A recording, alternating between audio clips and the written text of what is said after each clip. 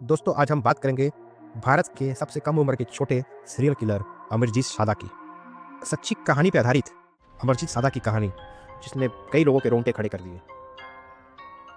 कहते हैं भारत के सबसे कम उम्र का सीरियल किलर था ये।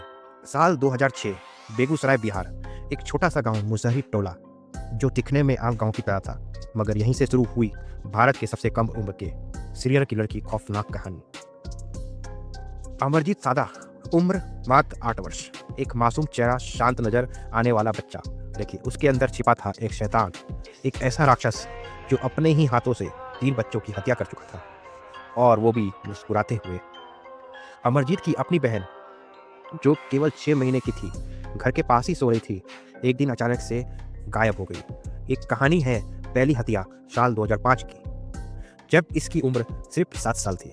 किसी ने सोचा नहीं था कि कोई उस बच्ची को मार सकता है। कुछ ही घंटों बाद अमरजीत ने खुद बताया कि उसने अपनी बहन को पास के खेत में ले जाकर पत्थर से कुचल दिया।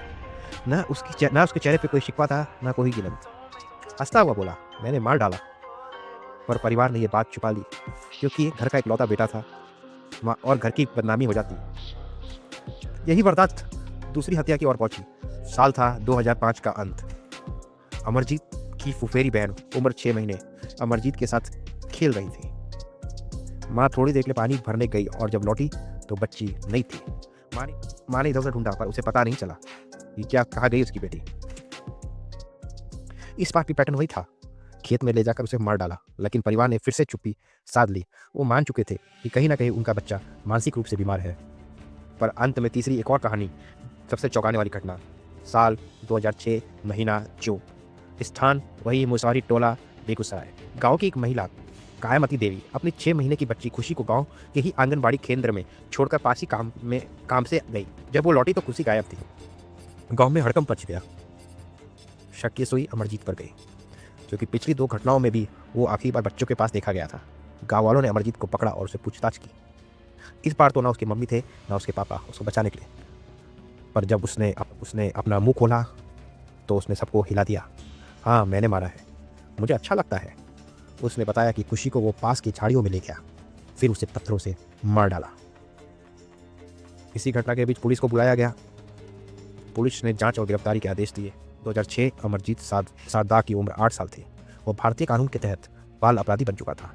उसे जेल नहीं भेजा जा सकता था, उसे बाल सुधार गृह में भेजा गया। पुलिस भी हैरान थी। उन्होंने पूछा, तुम्हें दुख नहीं हुआ?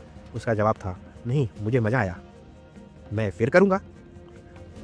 कहते हैं जब उसको डॉक्टर के पास ले जाया गया और उसके मनोवैज्ञानिक रिपोर्ट निकलवाए गए तो उसकी एक बीमारी निकली जिसे कंडक्ट डिसऑर्डर कोपैथी जैसी मानसिक बीमारियां कहते हैं, और दूसरों के दर्द से खुश होता था।